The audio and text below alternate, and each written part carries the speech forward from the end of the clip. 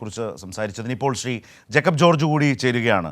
ഇവിടെ ഇപ്പോൾ ശ്രീ പൊടിപ്പാറ പറഞ്ഞു നിർത്തിയിടത്ത് നിന്ന് തന്നെ സംസാരിച്ചാൽ ശ്രീ ജേക്കബ് ജോർജ്, ഒന്നാമത് ഇങ്ങനെ ഒരു പുനഃസംഘടന എന്ന് പറയുന്ന പ്രസിഡന്റിനെ മാറ്റിയുള്ള പുനഃസംഘടന എന്ന് പറയുന്നതിനെ ആദ്യം തന്നെ നിരാകരിക്കുന്നയാൾ കെ സുധാകരനാണ്. ഇനിയിപ്പോൾ ഹൈക്കമാൻഡ് ഏതൊക്കെ തരത്തിൽ അതിനുവേണ്ടിയുള്ള വിവരാന്വേഷണം നടത്തിയാൽ പോലും KPC പ്രസിഡന്റായിരിക്കുന്ന കെ സുധാകരൻ ഇന്നടക്കം ഇന്നലെയും ഇന്നുമായി വന്ന ചില മാധ്യമ അഭിമുഖങ്ങളിലൊക്കെ അദ്ദേഹത്തിൻ്റെ മനസ്സ് വളരെ വ്യക്തമായ കാര്യത്തിലുണ്ട്.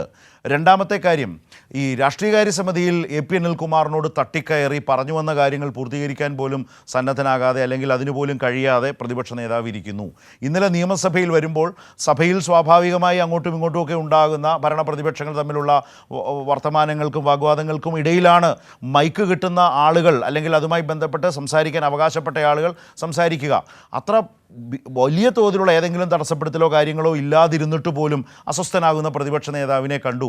തെമ്മാടിത്തരമാണോ ഈ കാണിക്കുന്നതെന്ന് ചോദിച്ചുകൊണ്ട് കയ്യിലിരുന്ന പേപ്പർ എടുത്തെറിയുന്ന നിലയിൽ പ്രതിപക്ഷ നേതാവ് സഭയിൽ പെരുമാറുന്നത് നമ്മൾ കണ്ടു. അദ്ദേഹം ഓരോ പ്രശ്നത്തോടും സമീപിക്കുന്ന രീതിയും ഇന്നിപ്പോൾ കേരളത്തിൽ വലിയ നിലയിൽ ചർച്ചയായി മാറുകയാണ്. എന്തിനോടും അസ്വസ്ഥനാവുക എന്ന് പറയുന്ന ഒരു രീതി.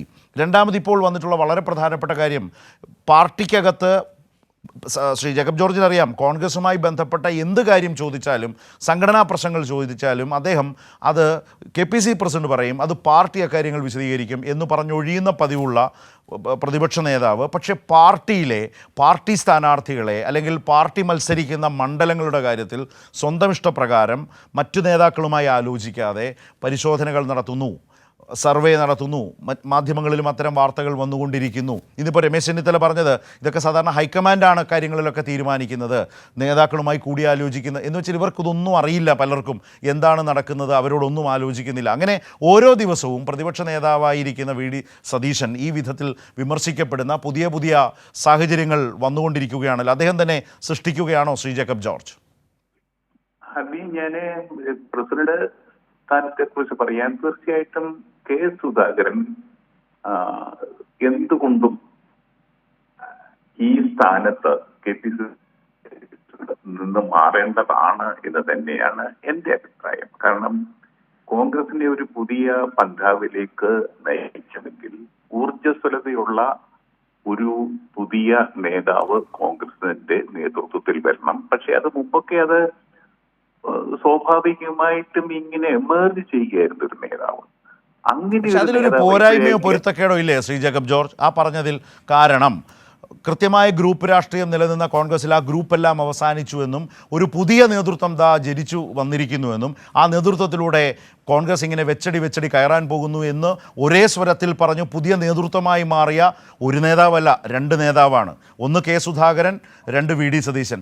പിന്നീട് ഇവർ തമ്മിൽ വഴിപിരിയുന്നതും ഭിന്നതയോടെ വളരെ പരസ്യമായി ഭിന്നിച്ച് നിൽക്കുന്നതുമാണ് നമ്മൾ കണ്ടത്. അപ്പോൾ ഒരാളിലേക്ക് മാത്രമായി ചുരുങ്ങാമോ?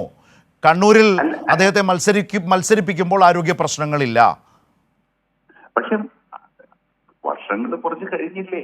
എനിക്ക് തോന്നുന്നത് സുധാകരന് ആ നിലയ്ക്ക് അപ്പോൾ ആ നേതൃത്വത്തിന്റെ പരാജയത്തിന്റെ എല്ലാ ഉത്തരവാദിത്വവും കെ സുധാകരൻ മാത്രമാണോ? VD സതീശൻ പരാജയം എന്ന് ഞാൻ പറയുന്നില്ല. പരാജയം എന്നല്ല ഞാൻ പറഞ്ഞത്. അത് ഓരോരുത്തര് ഒരു സ്ഥാനം ഒരു ഘട്ടം കഴിയുമ്പോൾ മാറണമല്ലോ, അത് മാത്രമേ പറഞ്ഞുള്ളൂ. അതിൽ സതീശൻ ഉൾപ്പെടെ ഒരു വിഭാഗത്തിന് അങ്ങനെ അഭിപ്രായമുണ്ട്. ഞാൻ AP അനിൽകുമാർ പറഞ്ഞതിലേക്ക് കടക്കുകയാണെങ്കിൽ, AP അനിൽകുമാറിന്റെ ആ ചോദ്യം അസ്ഥാനത്തായിരുന്നു. കാരണം കേരളത്തിന്റെ ഒരു രീതി അനുസരിച്ച് ഐക്യമുന്നണി രാഷ്ട്രീയത്തിൽ പ്രതിപക്ഷ നേതാവിന് വലിയ സ്ഥാനമുണ്ട്. മുഖ്യമന്ത്രി, പ്രതിപക്ഷ നേതാവ് ഏറെക്കുറെ ഒരേപോലെ കണക്കാക്കാവുന്ന രണ്ട് സ്ഥാനങ്ങളാണ്. മുമ്പൊക്കെ AK ആന്റണിയും K കരുണാകരനും പ്രതിപക്ഷ നേതാവായിരുന്നിട്ടുണ്ട്. അപ്പോൾ പാർട്ടിയുടെയും മുന്നണിയുടെയും നിയന്ത്രണങ്ങൾ അവരിലായിരുന്നു. അത് ഏത് നിലയ്ക്കാണ് ശ്രീ ജേക്കബ് ജോർജ് ശരിയാവുക? കാരണം ആ പാർട്ടിക്കൊരു പ്രസിഡന്റ് ഉണ്ട്, KPCC പ്രസിഡന്റ് കെ സുധാകരൻ എന്നാണല്ലോ നമുക്കൊക്കെ അറിയാവുന്നത്. രാഷ്ട്രീയകാര്യ സമിതിയിൽ കോൺഗ്രസ് മത്സരിക്കുന്ന മണ്ഡലങ്ങളെക്കുറിച്ച് KPCC പ്രസിഡന്റ് പോലും അറിവില്ലാതെ, കേരളത്തിൽ നിന്നുള്ള പ്രവർത്തക സമിതിയിലേക്ക് ക്ഷണിതാവായിട്ടുള്ള രമേശ് ചെന്നിത്തലയ്ക്ക് അറിവില്ലാതെ, മറ്റ് മുതിർന്ന നേതാക്കൾക്കൊന്നും ധാരണയില്ലാതെ ഒരു നേതാവിലൂടെ മാത്രം അത് പ്രതിപക്ഷ നേതാവാണ് എന്ന ഒരൊറ്റ പരിഗണന കൊണ്ട് ആ വിധത്തിൽ പാർട്ടിയിലെ കാര്യങ്ങൾ തീരുമാനിക്കാൻ കഴിയുന്ന നിലയിൽ കോൺഗ്രസ് രാഷ്ട്രീയത്തിൽ VD സതീശൻ ഇവരെക്കാളൊക്കെ ഉയർന്ന നേതാവായി നിൽക്കുന്നയാളാണോ? ആത്യന്തികമായി വി ഡി സതീശൻ കോൺഗ്രസ് നേതാവാണ്. ആ നിലയ്ക്കാണ് അദ്ദേഹം പ്രതിപക്ഷ നേതാവാകുന്നത്. ഇപ്പൊ നോക്ക്, നമ്മുടെ മുഖ്യമന്ത്രി പിണറായി വിജയൻ, അദ്ദേഹം ഒരേ സമയം CPM നേതാവും ഭരണത്തലവനുമാണ്. പക്ഷേ അടുത്ത തെരഞ്ഞെടുപ്പ് വരുമ്പോൾ നിർണായകമായ നീക്കങ്ങൾ നടത്തുന്നത്, തന്ത്രങ്ങൾ രൂപീകരിക്കുന്നത്, ചരടുകൾ വലിക്കുന്നത് ഒക്കെയും മുഖ്യമന്ത്രി പിണറായി വിജയൻ ആയിരിക്കും. ശരത്, അതൊരു ഒരു വസ്തുതയാണ്. അതേപോലെ ഞാൻ പറയട്ടെ, കെ കരുണാകരൻ പ്രതിപക്ഷ നേതാവായിരിക്കുമ്പോൾ